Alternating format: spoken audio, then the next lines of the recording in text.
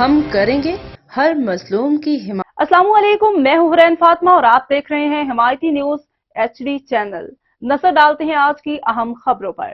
وزیر اعظم شہباز شریف نے ترک صدر رجب طیب اردوان اور آذربائیجان کے صدر الہام علیوف کے ہمراہ سہ فریقی اجلاس میں شریک ہوئے۔ اس موقع پر تینوں ممالک کے درمیان باہمی دلچسپی کے مختلف امور پر تفصیلی گفتگو اور اجلاس میں علاقائی اور عالمی امن سے متعلق بھی تبادلہ خیال کیا گیا۔ وزیر اعظم نے اجلاس کو تینوں برادر مسلم ممالک کے درمیان سہ فریقی تعلقات کی پیش رفت قرار دیتے ہوئے کہا کہ ترکیہ اور آذربائیجان کے ساتھ تعلقات کو قدر کی نگاہ سے دیکھتے ہیں۔ وزیر اعظم نے اقتصادی توانائی، سیاحت سمیت باہمی دلچسپی کے تمام شعبوں میں شراکت داری کی ضرورت پر زور دیا۔ وزیر اعظم نے اقتصادی اور سرمایہ کاری کے شعبوں میں سہ فریقی ادارہ جاتی میکنزم کے قیام کی بھی تجویز پیش کی، جبکہ ثقافت، سیاحت سمیت سائنس اور ٹیکنالوجی کے شعبوں میں بھی تعاون پر زور دیا۔ شہباز اور پیوٹن کی ملاقات روس کی توانائی اور زراعت کے شعبوں میں تعاون بڑھانے کی پیشکش۔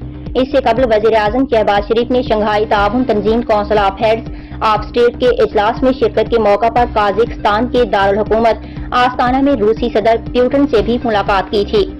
ملاقات میں تجارت اور توانائی سمیت مختلف شعبوں میں تعلقات مضبوط بنانے پر اتفاق کیا گیا۔